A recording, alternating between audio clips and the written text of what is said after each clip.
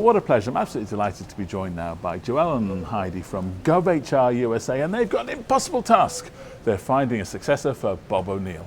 Well, first of all, thank you very much indeed for taking the time to come and talk to us today. I know you're busy at the conference. Give us a little bit of a feel of, I know we're looking for Bob's replacement for next year, a little bit of a feel about how you're going about that. Well, I think at this, we're in the information gathering phase of the recruitment process, and we worked with the search committee over the last several weeks to define the schedule and what we would be doing here at the conference. And we have a listing post at our booth 427, where ICMA members can come and talk with us about what they'd like to see in the next executive director, the skills, the traits, the background, experiences. They can also take a survey. That is, we have 2 computers set up, and they can come in and take a survey, or they can just chat with us if they would prefer to do that. And how's it been going so far? Have you had a lot of people come by? We have. We've had people, we actually have, as Heidi mentioned, computers set up where people can take a survey. We also have a few chairs set aside if they want to talk to either Heidi, myself, or Lee Szymborski, who is the 3rd consultant that's working on the search. In person, they can do that as well, and they have been doing that.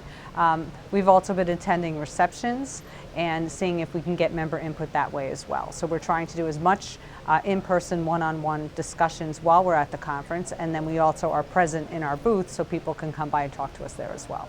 What's the timeline look like? Well, we will be gathering this information, and then after the conference there'll be this same survey document will go out to the membership. So if someone is not here at the conference, they don't have to worry. They have an opportunity to provide input. And we have surveys going to other stakeholder groups such as state associations, past presidents. There's different variations of the survey, and we'll be pulling all of that data together and pulling together a draft brochure based on what we're seeing for the board to approve at their December board meeting. So they'll take all of that data into account. And then what happens after that? After the board decides on the profile for the position, we will advertise the position early next year. The intention then is through the winter months to look at the candidates who apply, review their credentials, and to see how it relates to the profile that the board has set. We will then meet with the search committee of the board and present candidates that we feel are most suited for the role based on the profile. And then there will be an interview process that will follow that, which will be with the search committee and eventually the full board. And the goal is to announce the new executive director at the Kansas City conference next year. Yeah. But my final question is, look, let's be honest, Bob is a very difficult man to replace, isn't he? How are you going to actually achieve that?